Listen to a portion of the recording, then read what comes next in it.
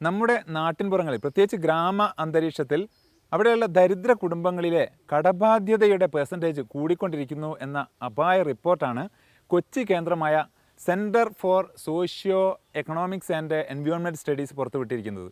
ഒരു ഭയപ്പെടുത്തുന്ന കണക്കാണ്. പ്രത്യേകിച്ച് മാന്ദ്യവും പ്രയാസങ്ങളും സാമ്പത്തിക ഞെരുക്കവും തൊഴിലിൻ്റെ കുറവും അതുപോലെ വരുമാനത്തിൻ്റെ കുറവും ഒക്കെ അനുഭവിക്കുന്ന ഏറ്റവും തീക്ഷ്ണമായ ഒരു സമയത്ത് തന്നെയാണ് ഇത്തരം ഞെട്ടിക്കുന്ന ദരിദ്ര കുടുംബങ്ങളിലെ ഏറ്റവും വലിയ അപായ സൂചനയായിട്ട് ഈ റിപ്പോർട്ട് വന്നിരിക്കുന്നത്.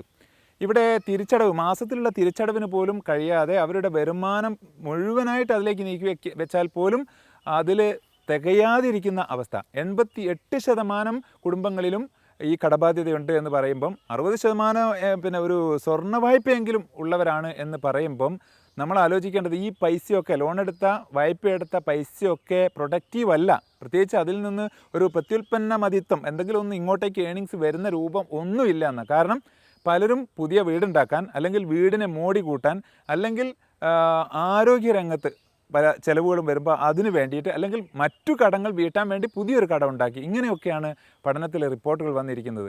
അതിൽ കൃഷിക്കോ വാണിജ്യത്തിനോ വ്യവസായത്തിനോ യാതൊരു സ്ഥാനവും ഇല്ലാത്ത രീതിയിൽ ഇതെല്ലാം ഡെഡ് മണിയായിട്ട് എന്നും അസ്തമിച്ചു പോയ, തിരിച്ച് വരവില്ലാത്ത, അതിൽ നിന്നൊരു ഇൻകം നമുക്ക് പ്രതീക്ഷിക്കാൻ പറ്റാത്ത ഒരവസ്ഥയിൽ അതെല്ലാം ഡെഡ് മണിയായി കഴിഞ്ഞിരിക്കുന്നു എന്ന് പറയുമ്പോൾ നമുക്ക് ഈ കുടുംബങ്ങളെ, ഈ സാധാരണക്കാരായ പാവപ്പെട്ട ദരിദ്ര അംഗങ്ങളെ എങ്ങനെ രക്ഷപ്പെടുത്താം എന്നതിനെക്കുറിച്ച് ഗൗരവമായിട്ട് ആലോചിക്കേണ്ട ഒരു സമയമാണിത്. അതുകൊണ്ട് തന്നെയാണ് ഈ വീഡിയോയിൽ സർവ്വസാധാരണമായി കിടക്കുന്ന ദാരിദ്ര്യരേഖയിലെ, അതുപോലെ ഗ്രാമീണ അന്തരീക്ഷത്തിലെ കടബാധ്യതയുള്ള ആളുകളെ രക്ഷപ്പെടുത്താൻ വേണ്ടിയുള്ള കുറഞ്ഞ ചെറിയ ടിപ്സ് എന്ന രീതിയിൽ അവർക്ക് അനുവർത്തിക്കാവുന്ന, പ്രായോഗികമായി അവർക്ക് ആ കടബാധ്യതയിൽ നിന്ന് രക്ഷപ്പെടാവുന്ന ചില വഴികൾ നമ്മളിവിടെ പറയുകയാണ്.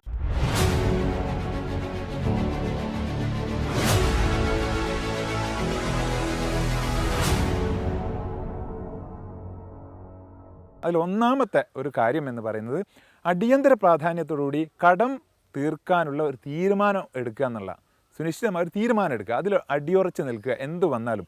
ആ സമയത്ത് തന്നെ രണ്ടാമത്തെ സ്റ്റെപ്പായിട്ട് നമ്മുടെ ഇപ്പോഴുള്ള കടങ്ങളെ ഒന്ന് എഴുതി ലിസ്റ്റ് ചെയ്ത് നോക്കണം. അപ്പോൾ അതിൽ തന്നെ അപായ സൂചനയുള്ള വലിയ കൂടിയ പലിശയുള്ള, കൊള്ളപ്പലിശയുള്ള കടങ്ങളുണ്ടാവും.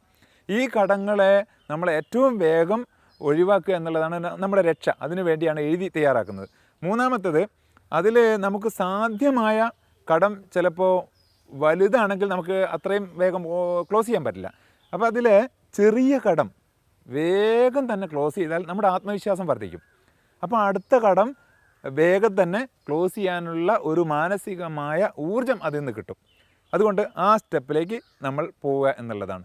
നാലാമത്തത്, അനാവശ്യ സാധനങ്ങൾ നമ്മുടെ വീട്ടിലും നമ്മുടെ കൈവശവും ഉണ്ടെങ്കിൽ, അത്ര അത്യാവശ്യമില്ലാത്ത സാധനങ്ങളുണ്ടെങ്കിൽ അത് ഉള്ളതിന് വിറ്റ് ആ പണം പോലും നമ്മുടെ കടബാധ്യതയിലേക്ക് സ്വരുക്കൂട്ടുക എന്നുള്ളതാണ്. അഞ്ചാമത്തത്, പർച്ചേസ് എന്ന് പറയുന്നത് ഒരു മാനസിക വ്യഗ്രതയാണ്.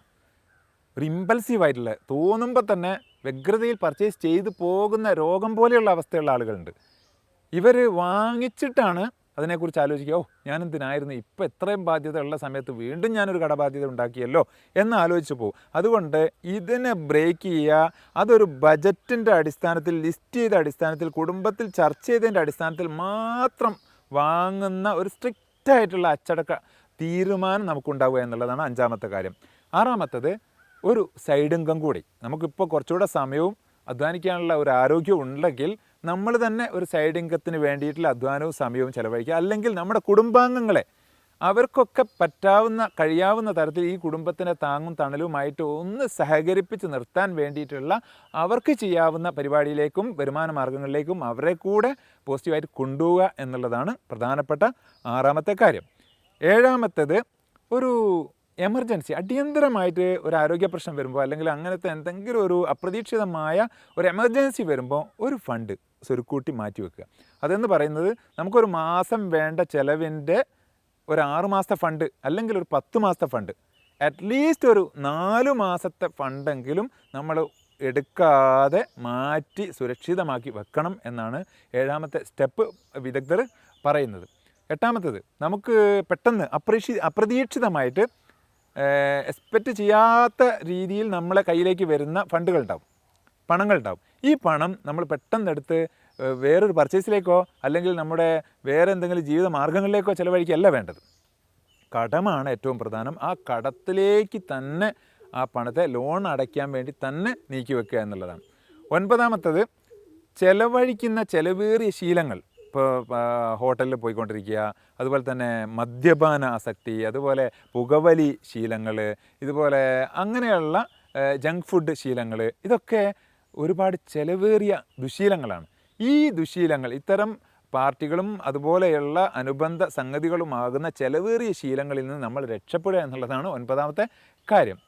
10ാമത്തത് നമ്മൾ കാർഡ്, പ്രത്യേകിച്ച് ATM അതുപോലെ ക്രെഡിറ്റ് കാർഡുകൾ വെച്ചിട്ട് പർച്ചേസ് ചെയ്യുക. ഇതൊരു അപകടമാണ്. കാരണം അതിൽ നമുക്കൊരു വൈകാരികത ഉണ്ടാവില്ല. കാരണം നമ്മുടെ കയ്യിൽ നിന്ന് പൈസ പോകാത്തതുകൊണ്ട് നമ്മൾ എന്തും പർച്ചേസ് ചെയ്യാനും എന്തും ഈ സ്വൈപ്പ് ചെയ്തിട്ട് വാങ്ങിക്കാനുള്ള ഒരു ത്വര ഉണ്ടാവും. അതുകൊണ്ട് പൈസ മാറ്റി വെച്ച് അതിന് വേണ്ടിയുള്ള പൈസ നമ്മുടെ പേഴ്സിൽ നിന്നോ പോക്കറ്റിൽ നിന്ന് എടുത്തു കൊടുക്കുമ്പോൾ നമുക്കൊരു വേദന ഉണ്ടാവും. ഈ വേദന അറിഞ്ഞുകൊണ്ട് തന്നെ നമ്മൾ കൈകാര്യം ചെയ്യുമ്പോൾ, വാങ്ങൽ നടത്തുമ്പോൾ നമ്മുടെ പൈസ പിടിച്ചേ പോവുള്ളൂ. അല്ലെങ്കിൽ കാർഡാവുമ്പം അത് യഥേഷ്ടം വെള്ളം പുഴയിൽ ഒഴുകും പോലെ അങ്ങ് ഒഴുകി വീണ്ടും കടത്തിന് മേൽ കടമായിട്ട് കുമിഞ്ഞു കൂടാൻ സാധ്യതയുണ്ട്. അത് പ്രത്യേകം ശ്രദ്ധിക്കുക എന്നുള്ളതാണ് പ്രധാനപ്പെട്ട 10ാമത്തെ കാര്യം.